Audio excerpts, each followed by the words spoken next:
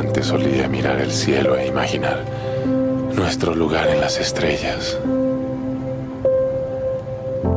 Ahora miro el suelo y temo por nuestro lugar entre la tierra. Este mundo es un tesoro, pero hace tiempo nos dice que nos tenemos que largar.